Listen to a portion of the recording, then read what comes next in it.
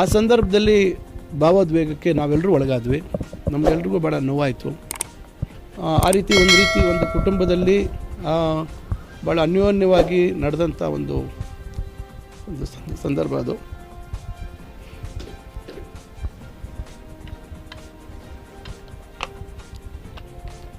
ಆ ರೀತಿ ಭಾವನೆಗಳು ಎಲ್ರಿಗೂ ಆಯಿತು ಅಷ್ಟೇ, ಅದು ಬಿಟ್ಟರೆ ಬೇರೆ ಆಗಿಲ್ಲ.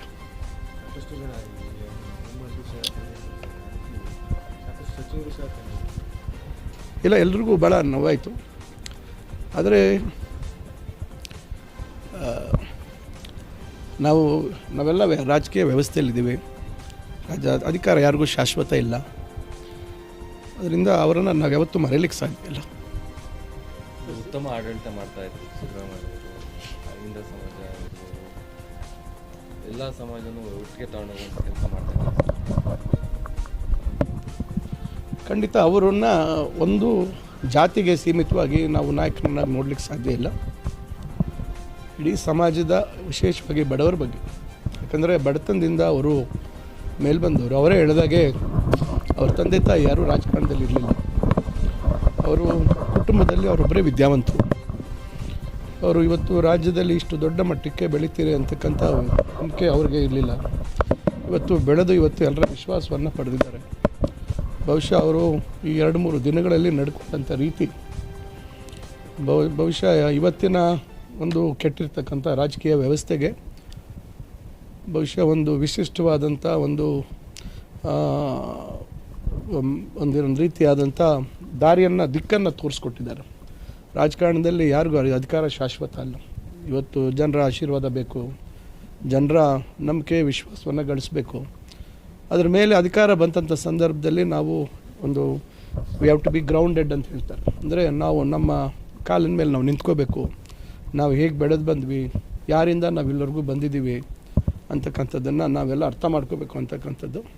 ಅದರಿಂದ ಎಲ್ಲರೂ ಡಿ ಕೆ ಶಿವಕುಮಾರ್ ಅವ್ರಿಗೂ ಭಾವೋದ್ವೇಗಕ್ಕೊಳಗಾದರು. ಅದರಿಂದ ಅವರನ್ನು ನಾವು ಯಾವತ್ತೂ ಮರೀಲಿಕ್ಕೆ ಸಾಧ್ಯ ಇಲ್ಲ. ಈಗ ತಾಂತ್ರಿಕವಾಗಿ ಹೇಳಬೇಕಾದ್ರೆ ನಾನೀಗ ಮಾಜಿ ಮಂತ್ರಿ. ಈ ಗಳಿಗೆಯಲ್ಲಿ ಕೇರ್ಟೇಕರ್ ಗೌರ್ಮೆಂಟಲ್ಲಿ ಅದು ಒಂದು 2 ರೀತಿ ಇದೆ. ಒಂದೊಂದು ಸತಿ ಬರೀ ಮುಖ್ಯಮಂತ್ರಿಗಳು ಕೇರ್ಟೇಕರ್ ಆಗಿರ್ತಾರೆ, ಅಥವಾ ಇಡೀ ಸಂಪುಟನೂ ಒಂದು ತಾತ್ಕಾಲಿಕವಾಗಿ ಉಳಿಯುವಂಥದ್ದಿದೆ. ರಾಜ್ಯಪಾಲರ ಆದೇಶ ನಾನು ನೋಡಿದ್ದೀನಿ, ಅದರಲ್ಲಿ ಸ್ಪಷ್ಟತೆ ಇಲ್ಲ. ನಾನು ಈಗ ಕಾರ್ಯಕ್ರಮಕ್ಕೆ ಬಂದಿದ್ದೀನಿ, ಮುಂಚೆನೇ ನಿಗದಿಯಾಗಿತ್ತು. ಈಗ ಮಾನ್ಯ ರಾಜ್ಯಪಾಲರನ್ನು ನಾನು ಇವಾಗ ಅಲ್ಲಿ ಮಾನ್ಯ ಉಪರಾಷ್ಟ್ರಪತಿಗಳು ಬಂದಂಥ ಸಂದರ್ಭದಲ್ಲಿ ಭೇಟಿ ಆಗ್ತೀನಿ. ಅವ್ರನ್ನ ಕೇಳ್ತೇನೆ ಟೆಕ್ನಿಕಲಿ ಈಗ ನಾನು ಕಾರ್ಯಕ್ರಮದಲ್ಲಿ ಭಾಗವಹಿಸ್ಬೋದಾ ಇಲ್ಲ ಅಂತಕ್ಕಂಥದ್ದು ಒಂದು ರೀತಿ ನನಗೆ ಒಂದು ಗೊಂದಲ ಇದೆ. ಅದರಿಂದ ಇದೆ ಒಂದು ಕಡೆ. ಮತ್ತು ಪಕ್ಷ ಇವತ್ತು ಯಾರು ಇರಬೇಕು ಸಂಪುಟದಲ್ಲಿ ಅಂತಕ್ಕಂಥದ್ದನ್ನು ಪಕ್ಷದ ಹೈಕಮಾಂಡ್, ಈಗ ಮಾನ್ಯ ಮುಖ್ಯಮಂತ್ರಿಗಳು ಈಗ ಸದ್ಯಕ್ಕೆ ಅವರೇ ಮುಂದುವರಿತಾ ಇದ್ದಾರೆ, ಸಿದ್ದರಾಮಯ್ಯನವರು ಕೇರ್ಟೇಕರಾಗಿ, ಮತ್ತು ಒಳಗೆ ಮುಂದೆ ಆಗ್ತಕ್ಕಂಥ ಮುಖ್ಯಮಂತ್ರಿಗಳು ಡಿ ಕೆ ಶಿವಕುಮಾರ್ ಅವರು, ಇವರೆಲ್ಲರೂ ಸೇರಿ ಯಾರು ಇರಬೇಕು ಯಾರು ಇಲ್ಲ ಅಂತಕ್ಕಂಥದ್ದು ಅವ್ರು ತೀರ್ಮಾನ ಮಾಡ್ತಾರೆ. ಹೊಸದಾಗಿ 40 ಮಂದಿ ಶಾಸಕರು ಆಯ್ಕೆಯಾಗಿದ್ದಾರೆ. ಅವ್ರಿಗೂ ಸಹ ಒಂದು 5 ಸಚಿವ ಸ್ಥಾನ ಕೊಡಬೇಕು ಅನ್ನೋ ಒಂದು ಮನವಿ ಈ ಹಿಂದೆಯಿಂದಲೂ ಇರುವಂಥದ್ದು ಸರ್. ಹೊಸ ನಾಯಕತ್ವಕ್ಕೆ ಕೊಡಬೇಕು ನೋಡಿ. ಸಹಜವಾಗಿ ರಾಜಕಾರಣದಲ್ಲಿ ಇವತ್ತು ಒಂದು ಶಾಸಕ ಆಗಬೇಕಾದ್ರೆ ಭಾಳಷ್ಟು ಸಂಘಟನಾತ್ಮಕ ಮತ್ತು ರಾಜಕೀಯ ಪ್ರೌಢಿಮೆ ಮತ್ತು ಜನರ ವಿಶ್ವಾಸವನ್ನು ಪಡೆದಂಥವರೇ ಇವತ್ತು ಶಾಸಕರಾಗ್ತಕ್ಕಂಥದ್ದು. ಅದರಿಂದ ಪ್ರತಿಯೊಬ್ಬರಿಗೂ ಇವತ್ತು ಮಂತ್ರಿ ಆಗಬೇಕು, ಮತ್ತಷ್ಟು ಜನರಿಗೆ ಒಳ್ಳೆ ಕೆಲಸ ಮಾಡುವಂಥ ಅವಕಾಶ ಆಗಬೇಕು ಅಂತಕ್ಕಂಥ ಬಯಕೆ ಇರ್ತದೆ. ಈಗ ಯಾರು ಸುಮಾರು 35-40 ಜನ ಪ್ರಥಮ ಬಾರಿ ಆಯ್ಕೆಯಾಗಿರ್ತಕ್ಕಂಥ ಶಾಸಕರು ಅವರ ಇಂಗಿತವನ್ನು ಅವರು ವ್ಯಕ್ತಪಡಿಸಿದ್ದಾರೆ. ಅಂತಿಮವಾಗಿ ಪಕ್ಷದ ಹೈಕಮಾಂಡ್ ತೀರ್ಮಾನ. ಪಕ್ಷದ ಹೈಕಮಾಂಡ್ ಇವತ್ತು ಪ್ರಥಮ ಬಾರಿ ಆಯ್ಕೆಯಾಗಿರ್ತಕ್ಕಂಥವ್ರಿಗೆ ನಾವು ಹುದ್ದೆಗಳನ್ನು ಕೊಡ್ತೀವಿ, ಜವಾಬ್ದಾರಿ ಕೊಡ್ತೀವಿ ಅಂತ ತೀರ್ಮಾನ ಮಾಡಿದ್ರೆ ಅದನ್ನು ಎಲ್ಲರೂ ಸ್ವಾಗತ ಮಾಡ್ತೀವಿ. ಸಚಿವರ ಜೊತೆ ಸಿದ್ದರಾಮಯ್ಯನವರು ನಡೆಸಿದ ಸಭೆಯಲ್ಲಿ ನಿಮ್ಮಲ್ಲಿ ಯಾರು ಇರ್ತಾರೆ ಯಾರಿರಲ್ಲ ಅನ್ನೋ ಮಾತನ್ನು ಏನಾದರೂ ಹೇಳಿದರೆ ಸರ್? ಖಂಡಿತ ಅವರು ಎಲ್ಲ ಮಂತ್ರಿಗಳಿಗೆ ಧನ್ಯವಾದಗಳನ್ನು ತಿಳಿಸಿದ್ರು. ಆಮೇಲೆ ಅವರಿಗೆ ಕೊಟ್ಟಿರ್ತಕ್ಕಂಥ ಸಹಕಾರಕ್ಕೆ ಅವರು ಕೃತಜ್ಞತೆ ವ್ಯಕ್ತಪಡಿಸಿದ್ರು. ಮತ್ತು ಅದೇ ರೀತಿ ಸಹಕಾರವನ್ನು ಶಿವಕುಮಾರ್ ಅವರಿಗೆ ನಾನು ವ್ಯಕ್ತಪಡಿಸ್ತೀನಿ ಅಂತ ಹೇಳಿದರು. ಮತ್ತು ಪಕ್ಷದ ಎಲ್ಲ ಚಟುವಟಿಕೆಗಳಲ್ಲಿ ನಾನು ಸಕ್ರಿಯವಾಗಿ ಇರ್ತೀನಿ, 2028ಕ್ಕೆ ಮತ್ತೆ ಅಧಿಕಾರಕ್ಕೆ ಬರ್ತೀವಿ ಅಂತಕ್ಕಂಥ ಮಾತು ಹೇಳಿದ್ರು. ಅಲ್ಲಿ ಯಾರು ಇರ್ತೀವಿ ಬಿಡ್ತೀವಿ ಅಂತಕ್ಕಂಥ ಪ್ರಶ್ನೆ ಉದ್ಭವ ಆಗಲಿಲ್ಲ.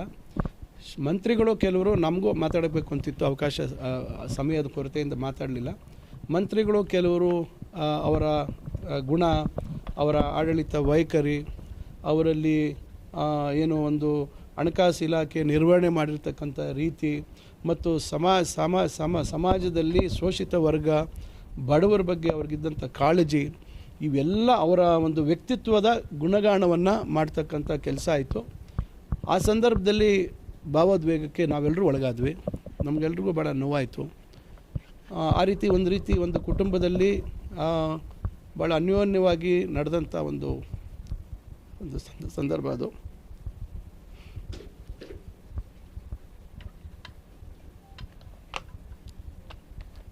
ಆ ರೀತಿ ಭಾವನೆಗಳು ಎಲ್ರಿಗೂ ಆಯಿತು ಅಷ್ಟೇ, ಅದು ಬಿಟ್ಟರೆ ಬೇರೆ ಏನಾಗಲಿಲ್ಲ. ಸಾಕಷ್ಟು ಜನ ನಿಮ್ಮಲ್ಲೂ ಸಹ ಕಣ್ಣೀರು ಬರ್ತಾರೆ, ಆ ರೀತಿ ಸಾಕಷ್ಟು ಸಚಿವರು ಸಹ ಕಣ್ಣೀರು. ಇಲ್ಲ, ಎಲ್ರಿಗೂ ಭಾಳ ನೋವಾಯಿತು. ಆದರೆ ನಾವೆಲ್ಲ ರಾಜಕೀಯ ವ್ಯವಸ್ಥೆಯಲ್ಲಿದ್ದೀವಿ. ಅಧಿಕಾರ ಯಾರಿಗೂ ಶಾಶ್ವತ ಇಲ್ಲ.